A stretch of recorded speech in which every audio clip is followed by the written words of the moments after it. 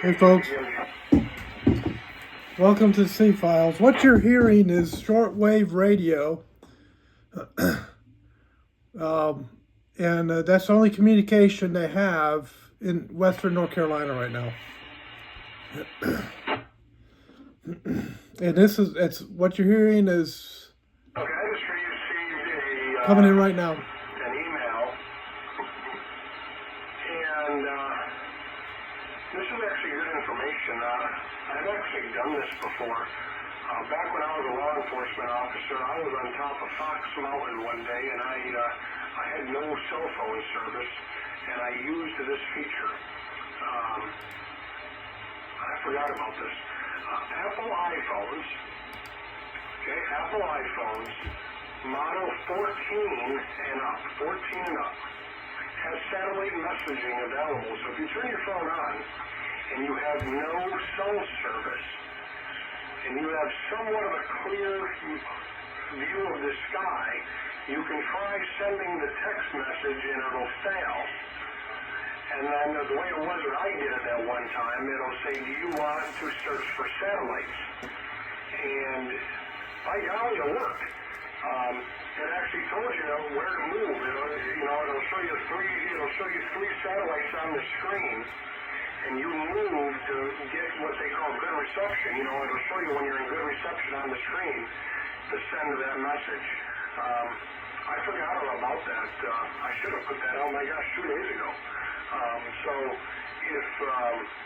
if anybody has an iPhone 14 and above, that's something that you can do. And the gentleman that sent that in, I don't know, it came from a cell phone number to my email, so there's no name. But thanks for sending that in. I forgot all about it. Welcome to the C-Files. I'm going to read a text I received. I have one of my kids is, I'm not going to say who it is in relief efforts. It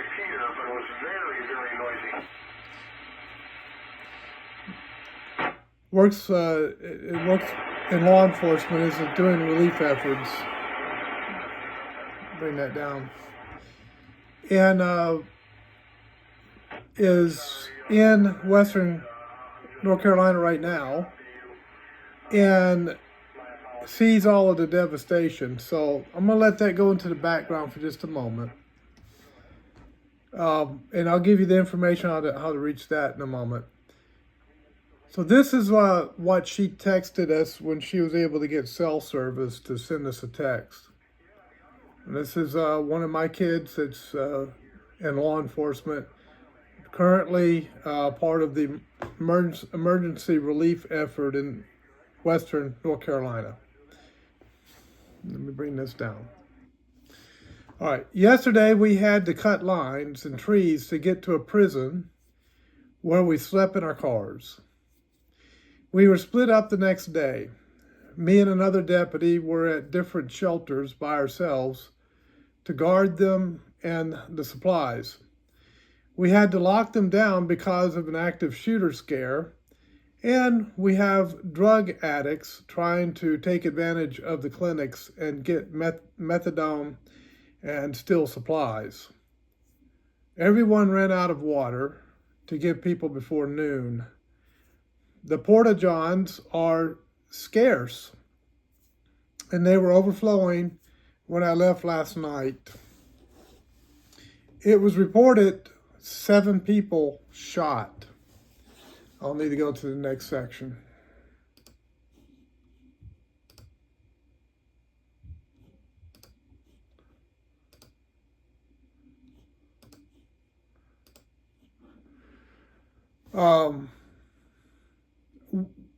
So out of the 7 people shot, one I know of for sure was at a fuel pump near the shelter I was at. The lines for fuel today are literally 2 miles long, and it's completely taking over traffic. People are still missing, and we have teams looking and doing welfare checks on family members that haven't been heard from. It looks like the beginning of a zombie movie. We move in convoys with an escort, and we are always dodging abandoned and damaged vehicles, trees, and people. Last night, we finally got to sleep in a hotel. It has no power or electricity, so we are using the pool water to flush the toilets when we need it.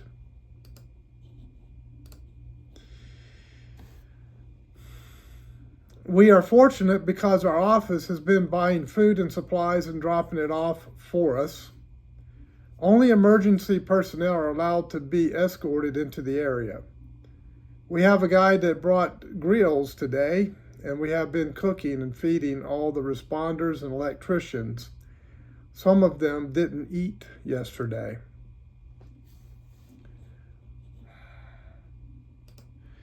When I was in law enforcement, I worked the Cedar Fire in San Diego. One of the worst fires in San Diego history, Southern California history. Took out hundreds of homes, a lot of lives were lost. A lot of people were, we had to do welfare checks. We had patrolled neighborhoods that were evacuated to make sure there was no burglaries or anything going on. We had to talk to people who had stayed behind in a very dangerous area where, the fires in Southern California can spread very fast and can change direction in a heartbeat. And I remember working that fire in mutual aid.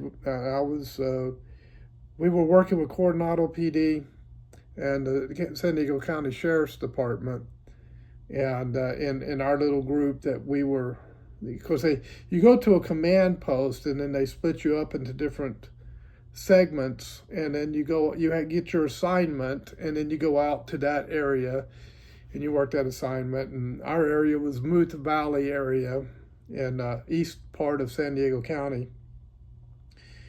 And I remember those fires were devastating. And I remember the tragedy that it was.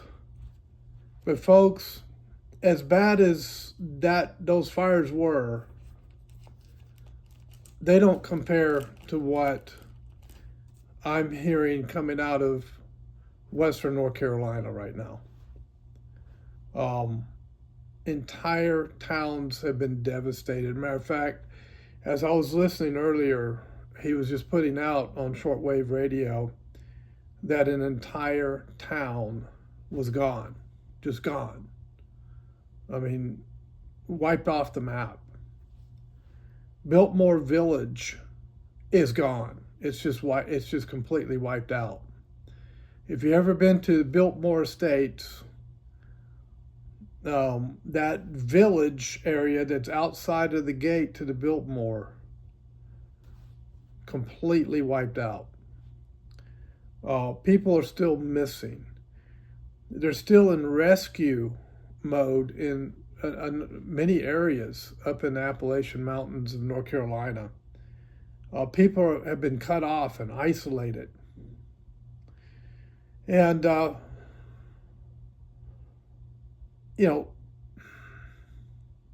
know that FEMA has been authorized to go in. It's been declared a national emergency in the state of North Carolina.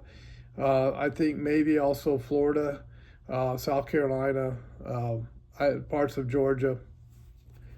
It seems like Florida and North Carolina were hit really hard. And when it hit those Appalachian Mountains, it just did devastating damage.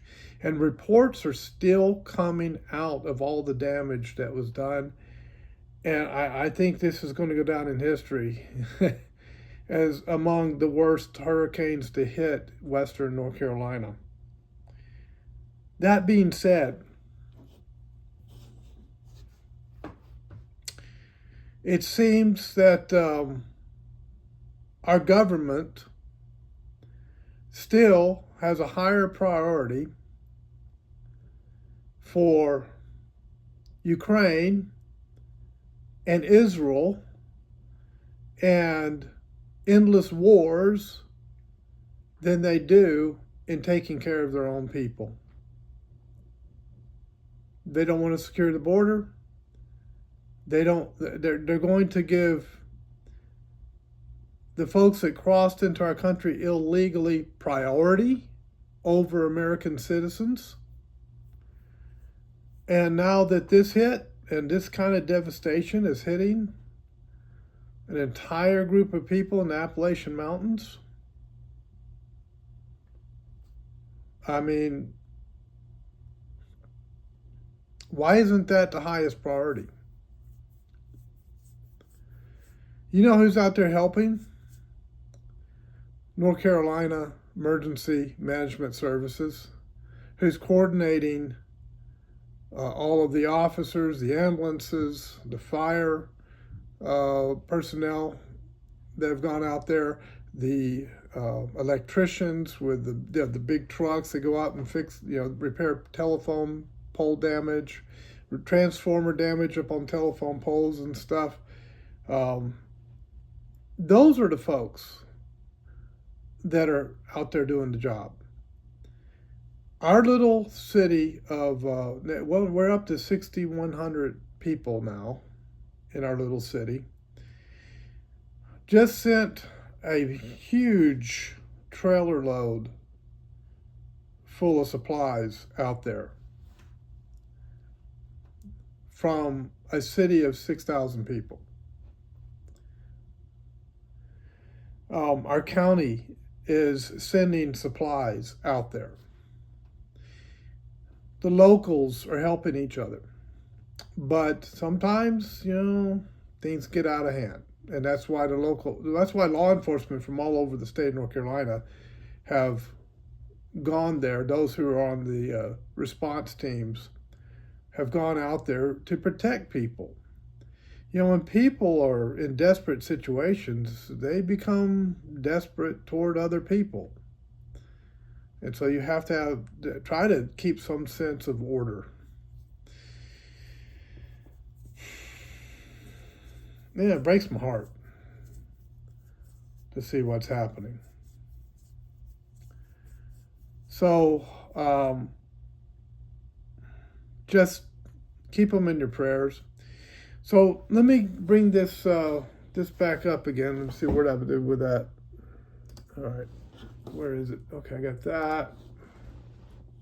Let me bring it back up. There we are. Now I gotta find, where is it?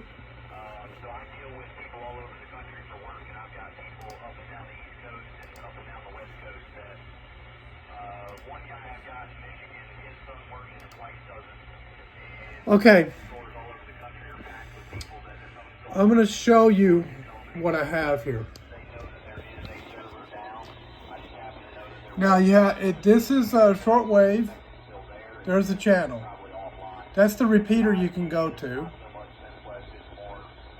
W4HTP 145.350 repeater. And that's where the information's coming in. And you can get the information live with that. If you go to my Facebook page, Jeff Claiborne, Claiborne, there's two of them. It's the one that has the most people on it, I think. That's what. Okay, the one where the picture of me standing behind a podium with American flag decoration on it, that's the correct Facebook page. Jeff Claiborne, JEFF CLAIBORNE. You can go onto my Facebook page, go down. When you find that repeater, you'll see it. Just click on it and it'll bring it up, and you'll be able to listen live to everything that's going on if you're interested in that. But these folks still need supplies, and it's a desperate situation out there right now. So I just want to make this video and do what I can do to help out. Keep the responders in your prayers. They're in danger also. with the the flash floods and everything that occurred. But you've got it's not a good situation out there. So I'm gonna close it up now, and just keep these folks in your prayer.